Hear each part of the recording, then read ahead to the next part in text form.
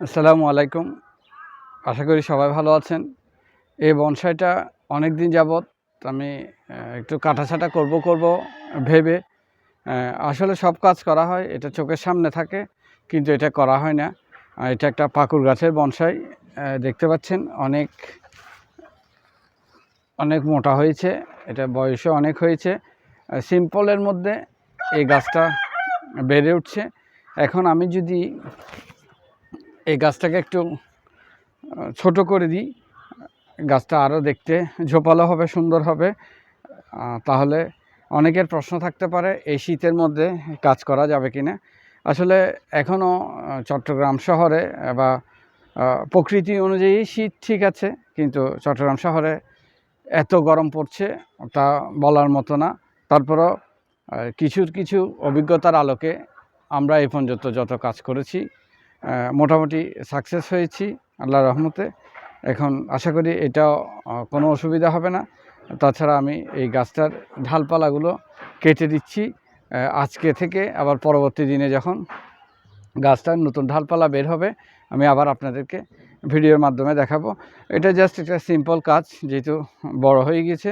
আমি যখন এখানে এখানে এখানে এখানে 4টা 5টা ঢাল আছে, এই 5টা ঢাল থেকে যখন 5টা ঢালকে কেটে দিব, 5টা ঢাল থেকে আরও 5টা, 1টা থেকে 2টা করে বের হলে 5টা থেকে 10টা বের হবে। তাহলে গাছটা দেখতে অনেক সুন্দর লাগবে, ঝোপালো হবে। তাহলে কথা না বাড়িয়ে কাজ শুরু করা যাক। দেখুন, দেখতে থাকুন।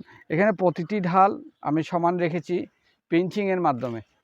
পিঞ্চিং একটা শব্দ, যারা বনসাই করেন তারা বুঝতে পারবেন। পিঞ্চিংয়ের মাধ্যমে আমি প্রতিটা ঢালকে সমান রেখেছি।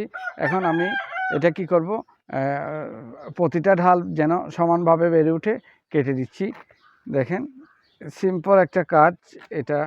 আমি যখন ঢালগুলো কেটে দিব, আবার উপরের অংশটা একটু বড় রাখবো এগুলোর তুলনায়। এগুলো যদি কাটা অংশ এগুলো যদি 4 ইঞ্চি থাকে, এটাকে আমরা 5 ইঞ্চি বা 6 ইঞ্চি রাখবো, যেহেতু উপরের অংশ শেপটা যেন এভাবে ত্রিভুজ আকৃতিতে নামে।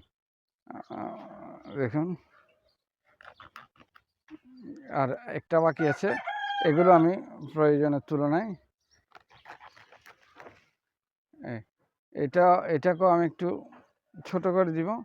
এদিকে একটা নতুন ঢাল বের হচ্ছে, এটার আমার দরকার নাই, এটাকে আমি কেটে দিব। আমার এই 4টা 5টা থাকতে হবে। পরবর্তীতে এগুলোকে নিয়ে কাজ করব। দেখুন, পরবর্তীতে আবার ভিডিওতে দেখাবো। এখানে স্টেপ বাই স্টেপ অনেক কাজ হবে। ধন্যবাদ সবাইকে।